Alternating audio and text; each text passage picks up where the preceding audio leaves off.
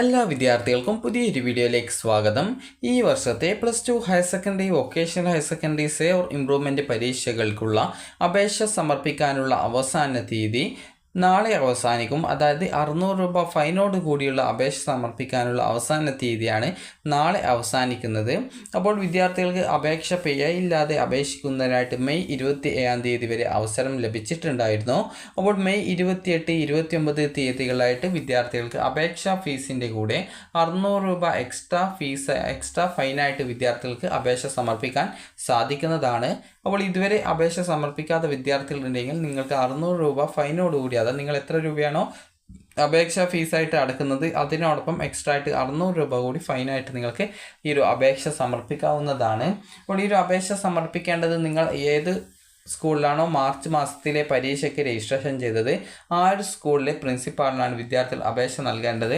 അപ്പോൾ വിദ്യാർത്ഥികൾക്ക് അതുപോലെ തന്നെ വിദ്യാർത്ഥികൾ ശ്രദ്ധിക്കേണ്ടത് +1 കമ്പാർട്ട്മെൻറ്റ് വിഭാഗത്തിൽ മാത്രം പരീക്ഷ എഴുതി +2വിൻ്റെ കമ്പാർട്ട്മെൻറ്റ് വിഭാഗത്തിൽ പരീക്ഷ എഴുതാത്ത വിദ്യാർത്ഥികൾ +2വിൻ്റെ മാർക്ക് ഷീറ്റ്, അതായത് കമ്പാർട്ട്മെൻറ്റ് വിഭാഗത്തിൻ്റെ മാർക്ക് ഷീറ്റ് നിങ്ങൾ ആപ്ലിക്കേഷൻ സമർപ്പിക്കുന്ന സമയത്ത് ആ ഒരു മാർക്ക് ഷീറ്റിൻ്റെ കോപ്പി നൽകേണ്ടതായിട്ടുണ്ട്.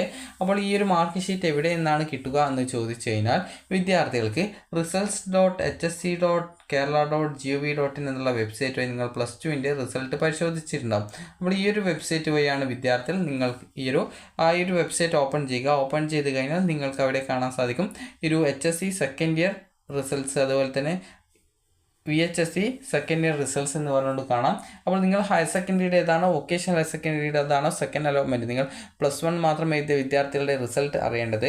അപ്പോൾ ആ ഒരു സെക്കൻഡ് ഇയറിൻ്റെ ആ ഒരു റിസൾട്ടിൻ്റെ ലിങ്കിൽ, അതായത് അവിടെ ചെക്ക് റിസൾട്ട് എന്നുള്ള അതിന് നേരെയുള്ള ചെക്ക് റിസൾട്ടിൽ ഓപ്ഷനിൽ ക്ലിക്ക് ചെയ്തുകൊണ്ട് നിങ്ങൾക്ക് നിങ്ങളുടെ രജിസ്റ്റർ നമ്പറും അതുപോലെ തന്നെ ഈ ഒരു ഡേറ്റ് ഓഫ് ബർത്തും കൊടുത്ത ശേഷം പിന്നീട് നിങ്ങൾക്ക് അവിടെ കാണുന്ന ക്യാപ്ച കൂടി നൽകിക്കൊണ്ട് നിങ്ങൾക്ക് ചെക്ക് റിസൾട്ടിൽ ക്ലിക്ക് ചെയ്ത് കഴിഞ്ഞാൽ നിങ്ങൾക്ക് നിങ്ങളുടെ റിസൾട്ട് ലഭിക്കുന്നതായിരിക്കും. അപ്പോൾ ചെക്ക് റിസൾട്ടിൽ ക്ലിക്ക് ചെയ്യാതെ നിങ്ങൾക്ക് നേരെ ഈ ഒരു പ്രിൻ്റ് PDF അല്ലെങ്കിൽ വ്യൂ PDF എന്ന് പറഞ്ഞുകൊണ്ടുള്ള ഒരു ഓപ്ഷൻ്റെ ഏറ്റവും താഴെയായിട്ട് ഒരു നീല കളറിലായിട്ട്, അപ്പോൾ അതിൽ ക്ലിക്ക് ചെയ്യുന്ന സമയത്ത് നിങ്ങൾക്ക് അതിൻ്റെ പാസ്വേഡ് പ്രൊട്ടക്റ്റഡ് ആയിട്ടുള്ള PDF ലഭിക്കുന്നതാണ്.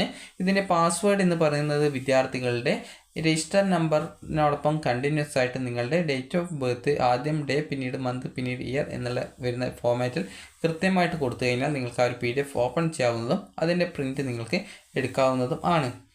അപ്പോൾ വിദ്യാർത്ഥികൾ ഈ ഒരു പ്രിൻറ്റ് നിങ്ങൾ അഡ്മിഷനിൽ അപേക്ഷാ സമയത്ത് കൊണ്ടുപോകേണ്ടതായിട്ട് വരുന്നതായിരിക്കും. അതുപോലെ തന്നെ വിദ്യാർത്ഥികൾ ഈ ഒരു അഡ്മിഷനിൽ അപേക്ഷാ ടൈമിൽ കൊണ്ടുപോകേണ്ടത് ഒന്നാമത്തേത് ആപ്ലിക്കേഷൻ ഫോമാണ്, രണ്ടാമത്തേത് ടോട്ടൽ ഫീസ് എത്രയാണ് വരിക ആ ഒരു ഫീസും അതിനോടൊപ്പം 600 രൂപ ഫൈന് കൂടി ആവശ്യമാണ്. അതുപോലെ തന്നെ വിദ്യാർത്ഥികളുടെ ഒരു പാസ്പോർട്ട് സൈസ് ഫോട്ടോ വേണം. അതുപോലെ തന്നെ +2 റിസൾട്ടിൻ്റെ ഒരു പ്രിൻ്റ് ഔട്ട്. അപ്പോൾ നേരത്തെ പറഞ്ഞിട്ടുള്ളത് +1ൻ്റെ കമ്പാർട്ട്മെൻറ്റ് വിഭാഗം മാത്രം പരീക്ഷ ചെയ്ത് +2 പരീക്ഷ ചെയ്ത വിദ്യാർത്ഥികളുടെ കാര്യത്തിലാണ്. നിങ്ങൾക്ക് മാർക്ക് ഷീറ്റ് കിട്ടണമെങ്കിൽ results.hsc.kerala.gov.in എന്നുള്ള വെബ്സൈറ്റിലെ സെക്കൻഡ് ഇയറിൻ്റെ റിസൾട്ട് പരിശോധിച്ച് കഴിഞ്ഞാൽ നിങ്ങൾക്ക് നിങ്ങളുടെ ഈ ഒരു റിസൾട്ടിൻ്റെ, അതായത് +2 റിസൾട്ടിൻ്റെ പ്രിൻ്റ് ഔട്ട് നിങ്ങൾക്ക് ലഭിക്കുന്നതായിരിക്കും.